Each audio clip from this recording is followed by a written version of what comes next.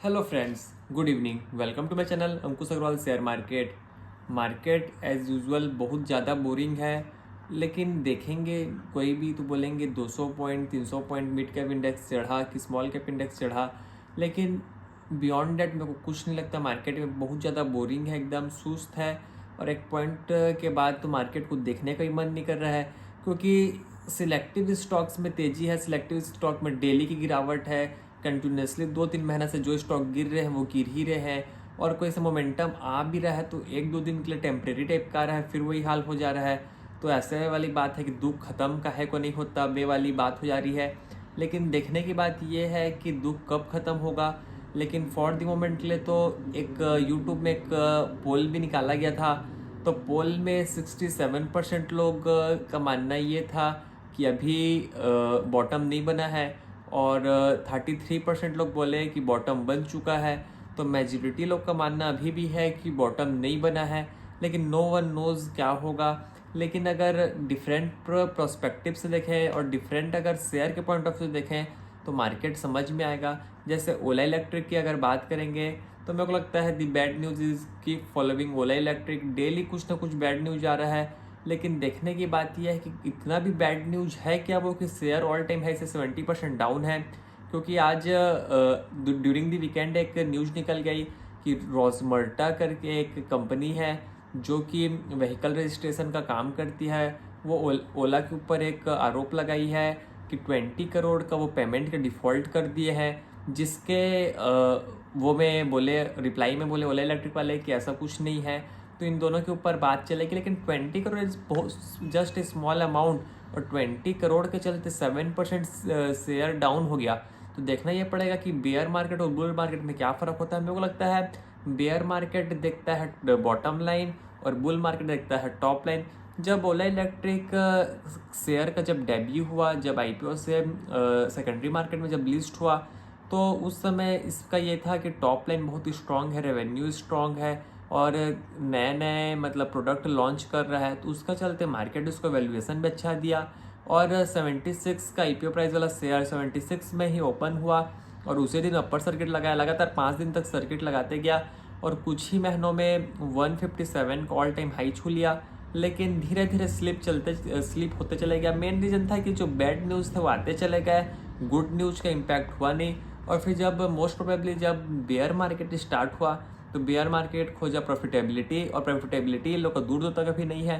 Company वाले अभी claim कर रहे हैं कि Q1 FY26 में वो एबिटा पॉजिटिव होंगे इन दी मोटर व्हीकल सेगमेंट। तो देखने की बात यह है, क्लेम अगर ये कर भी रहे हैं तो ये हो पाता है कि नहीं, तो देखने की बात यह है। लेकिन मेरे को नहीं लगता कि इतना ज़्यादा प्रॉब्लम भी नहीं था। 20 करोड़ के लिए 7% शेयर का गिर जाना। लेकिन this is how the bear market looks likes वाली बात है। लेकिन अब बात करते हैं मारुति की और टाटा मोटर्स की। तो मारुति वाले बोले कि हम लोग 4% व्हीकल की प्राइस इंक्रीज करेंगे। टाटा मोटर्स वाले बोले 2% मोटर व्हीकल किलो की प्राइस हाइक करेंगे। तो देखने की बात यह है कि कॉस्ट में इनका ज़्यादा हो रहा है, इसलिए लोग को कैनी हाउ प्राइस हाइक करके लोग को प्रॉफिटेबिलिटी सस्टेन करनी है। टाटा मोटर्स वाले के साथ भी यही हाल है। तो देखना ये पड़ेगा कि लोग एडिशनल कुछ प्रॉफिटेबल हो पाएंगे, कि जो कॉस्ट इन लोग का हाई हुआ है उसी को इन लोग मेकअप कर पाएंगे। तो देखने वाली बात ये है। लेकिन again back to the market में सिलेक्टिव स्टॉक्स वाली बात है, और इसमें कई सारे चीज़ ये है कि कई सारे शेयर जो है वो ऑल टाइम हाई में पहुंच गए हैं। तो कई ट्रेडर लोग ये दिमाग लगा रहे हैं कि जो नीचे गिर रहे हैं तो डेली गिर रहे हैं, रुक रहे नहीं है, फ्री फॉल हो गया है। तो एक काम करते हैं कि जो डेली ऊपर जा रहे हैं उसी शेयर को ले लेते हैं। लेकिन मेरा सोचना ये है, अगर जो ऊपर जा रहे हैं ऑलरेडी ऑल टाइम हाई में है, वो लोग न्यू ऑल टाइम और हाई बनाएंगे सोच के ट्रेडर ले रहा है। लेकिन अगर वो सेकुलर ग्रोथ नहीं दिखाया, अगर वो सिक्लिकल कंपनी हुआ तो प्रॉब्लम देखने को मिल सकता है। अगर सिक्लिकल कंपनी और इसका अभी काम चल रहा है और बाद में अगर प्रॉब्लम आती है कंपनी में, तो ऑब्वियसली अभी हायर रेट मिलेंगे, फिर और ज़्यादा फंसना होगा। लेकिन अगर सेक्युलर ग्रोथ है तब अगर देखा जा सकता है उस शेयर को, लेकिन सिक्लिकल है तो छोड़ने में फ़ायदा है। और मेरे को लगता है कि ऐसे ऐसे शेयर है जो 70% फ्रॉम द टॉप डाउन है और उनकी बेस स्ट्रांग बन चुकी है। तो मेरे को लगता है वो लेने का टाइम है।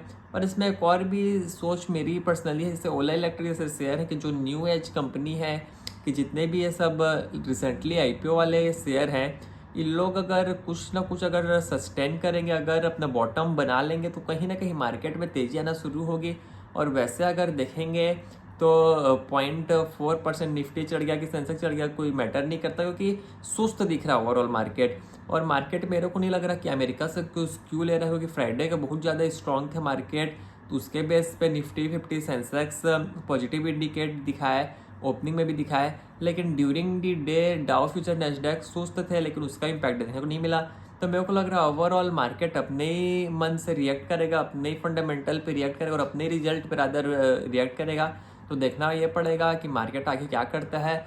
फॉर द मोमेंट के लिए यहीं तक रखते हैं, आपसे कल फिर मुलाकात होगी, तब तक के लिए थैंक यू।